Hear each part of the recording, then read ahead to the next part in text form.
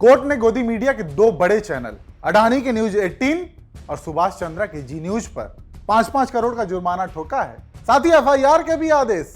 वजह, लंबी दाढ़ी और जालीदार टोपी देखकर एक टीचर को आतंकी बनाने में जुट गए थे। ऑपरेशन सिंदूर के दौरान फर्जी खबरें चलाई गई, वही ऑपरेशन सिंदूर जिसे हमारी बहादुर सेना ने अंजाम दिया, लेकिन गोदी मीडिया ने इसे टीआरपी का मसाला बना डाला। इसलिए आज फिर गोदी मीडिया की पोल खोलते हुए बात विस्तार से करेंगे। Karim Mohammed Iqbal, Lashkar terrorist religious preacher, also killed in Kotli operation. लश्कर का ये खूंखार कमांडर नए आतंकियों का ब्रेन वॉश करने के लिए जाना जाता था। सूत्रों के मुताबिक 2019 में पुलवामा में सुरक्षा बल के जवानों पर जो हमला हुआ था, उसमें भी कारी मोहम्मद इकबाल की अहम भूमिका थी। 7 मई को पुंछ में भारत पाक तनाव के बीच एक दुखद घटना हुई। पाकिस्तानी गोलीबारी में एक सम्मानित शिक्षक कारी मोहम्मद इकबाल शहीद हो गए। पूरा देश उनकी शहादत को सलाम कर रहा था, लेकिन हमारे गोदी मीडिया के महान एंकरों ने क्या किया? बिना सबूत, बिना तथ्य कारी साहब को बदनाम करने की साजिश रच डाली, फर्जी खबरें चलाई, सनसनी फैलाई, टीआरपी की रोटियां सेकी। लेकिन पुंछ कोर्ट ने इनके झूठ का पर्दाफाश कर दिया और कहा बस करो, अब और नहीं। जम्मू कश्मीर की पुंछ कोर्ट ने जी न्यूज और न्यूज 18 के खिलाफ एफआईआर दर्ज करने का निर्देश दिया है। ऑपरेशन सिंदूर के दौरान जी न्यूज और न्यूज 18 ने बिना किसी सबूत के कारी मोहम्मद इकबाल को बदनाम करने की कोशिश की। दावा किया कि वो संदिग्ध गतिविधियों में शामिल थे, जबकि वो एक सम्मानित शिक्षक थे। कोर्ट ने इसे गलत और अपमानजनक ठहराया और अब इन चैनलों की खैर नहीं। पुंछ की अदालत ने चैनलों की इस हरकत को गंभीरता से लिया। कोर्ट ने न सिर्फ दोनों चैनलों के खिलाफ एफआईआर दर्ज करने का आदेश दिया, बल्कि दोनों पर 5-5 करोड़ रुपए का जुर्माना भी ठोक दिया। अब एक गोदी मीडिया वाले शायद अपनी स्क्रिप्ट लिखने से पहले 2 बार सोचेंगे। सोचिए, एक शिक्षक जो अपनी जान गंवाकर देश के लिए शहीद हुआ, उसे आतंकी बता देना कितना शर्मनाक है। ये वही चैनल हैं जो दिन रात राष्ट्रवाद का ढोल पीटते हैं, लेकिन जब बात सच दिखाने की आती है तो इनके कैमरे अचानक धुंधले हो जाते हैं। शायद इनके एंकरों को लगता है कि चिल्लाने से झूठ भी सच हो जाता है। नहीं, पुंछ की अदालत ने बता दिया, चिल्लाओ मत, सच बोलो।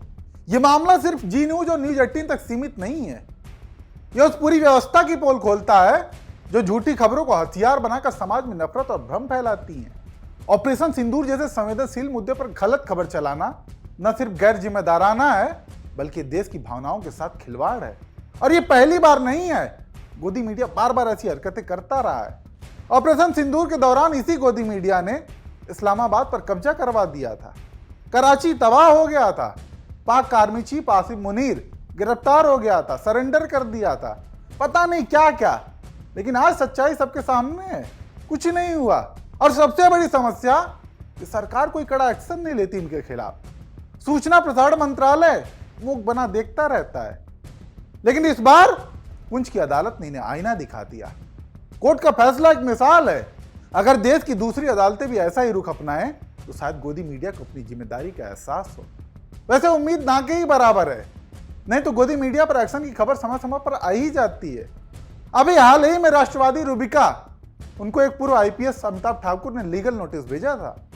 मोदी सरकार को शिकायत पत्र लिखा, जिसके जवाब में न्यूज 18 को भी नोटिस आया, लेकिन बैक कैमरा मामला दब गया।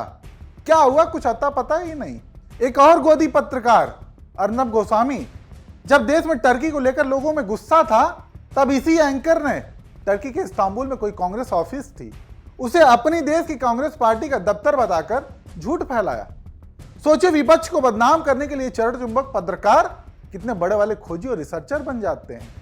वो अलग बात है कि बाद में इनके साजिशों का पर्दाफाश हो ही जाता है। इसके बाद जब एक्शन की बात आती है तो माफी मांगते फिरते हैं, फिर भी पूंछ आज तक सीधी नहीं हुई। बाकी बात रही कि पत्रकारिता कैसी होनी चाहिए, तो इसका ताजा उदाहरण बीबीसी ने दिया। महाकुंभ में मौतों को लेकर योगी सरकार ने आंकड़े छिपाए, हर संभव कोशिश की कि राज सामने ना आए, लेकिन बीबीसी ने अलग अलग राज्य जाकर पूरी छानबीन की, पीड़ितों से बात की और योगी सरकार की पोल खोलते हुए पूरी सच्चाई देश के सामने लाए। सरकार ने 37 लोगों की मौत बताई थी, जबकि बीबीसी ने अपनी खोजी पत्रकारिता से पता किया तो 82 लोगों की मौत सामने आई। कहने का अर्थ है कि ये जो चैनल्स अपने आप को तेज तर्रार, सबसे आगे, सबसे पीछे, सच की पड़ताल और ना जाने क्या क्या दावा करते हैं, किसी ने भी बीबीसी जैसी रिपोर्ट लाने की हिम्मत नहीं दिखाई। और ना ही उतना मेहनत करने का सोचा भी। ये तो हालत आज की पत्रकारिता की। खैर, पुंछ की अदालत ने गोदी मीडिया को करारा तमाचा जड़ा है। अब सवाल यह है कि क्या जी न्यूज और न्यूज 18 अपनी गलती मानेंगे या फिर अगली खबर में कोई नया मसाला ढूंढ लेंगे। बाकी आप गोदी मीडिया के ऐसे रवैये पर क्या राय रखते हैं, कमेंट करके जरूर बताएं।